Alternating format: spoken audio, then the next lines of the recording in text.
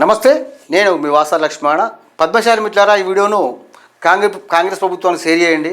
ఎందుకంటే వచ్చిన ప్రజాపాలనలో పద్మశాలి సమాజానికి, పద్మశాలి నాయకత్వానికి తీవ్రంగా నష్టం జరుగుతుందేమో అనిపిస్తుంది మిత్రులారా. ఇప్పుడు కాంగ్రెస్ ప్రభుత్వం వచ్చిన తర్వాత కాంగ్రెస్ ప్రభుత్వం ప్రజాపాలన పేరుతో వచ్చింది. మరి ఈ ప్రజాపాలనలో కూడా పద్మశాలిని కూడా ఉన్నారు కదా.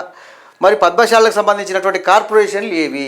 ఎందుకంటే కాంగ్రెస్ ప్రభుత్వం అధికారం రాగానే పద్మశాలి కార్పొరేషన్ ఏర్పాటు చేస్తున్నామని కాంగ్రెస్ ప్రభుత్వం ప్రకటించింది. మరి ఆ పద్మశాలి కార్పొరేషన్ ఏది? గత ప్రభుత్వము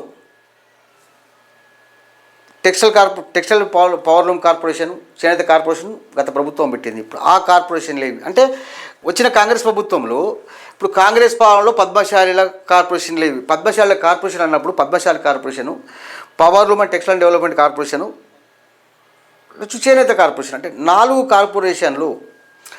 కార్పొరేషన్లు కాంగ్రెస్ ప్రభుత్వము ఇవ్వకుండా పద్మశాలి సమాజం పట్ల ఒక వివక్షణ చూపిస్తుందని మనకు స్పష్టంగా కనిపిస్తుంది.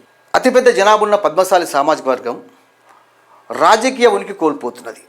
మరి రాజకీయంగా ప్రాధాన్యత ఇచ్చినప్పుడు ఆ పద్మశాలి నాయకులకు 4 పదవులు వచ్చినప్పుడు వాళ్ళు కూడా పద్మశాలి సమాజం గురించి ఆలోచిస్తారు కదా. ఎందుకంటే ఒకసారి ముఖ్యమంత్రి రేవంత్ రెడ్డి గారు బాగా ఆలోచించండి, మీరు కూడా పద్మశాలి ఆత్మగౌరవ సభలో అనేక విషయాలు చెప్పిండ్రు. పద్మశాలి సంక్షేమం గురించి అది చేస్తాం ఇది చేస్తాం అని అనేక విషయాలు చెప్పిండ్రు. మరి చెప్పిన మాట నిలబెట్టుకునే బాధ్యత రేవంత్ రెడ్డి గారి పైన ఉంది. ఏదేమైనా సరే వచ్చిన కాంగ్రెస్ ప్రభుత్వంలో పద్మశాలి సమాజానికి తీవ్రంగా నష్టం జరుగుతున్నదని మనకు స్పష్టంగా కనిపిస్తుంది మిత్రులారా.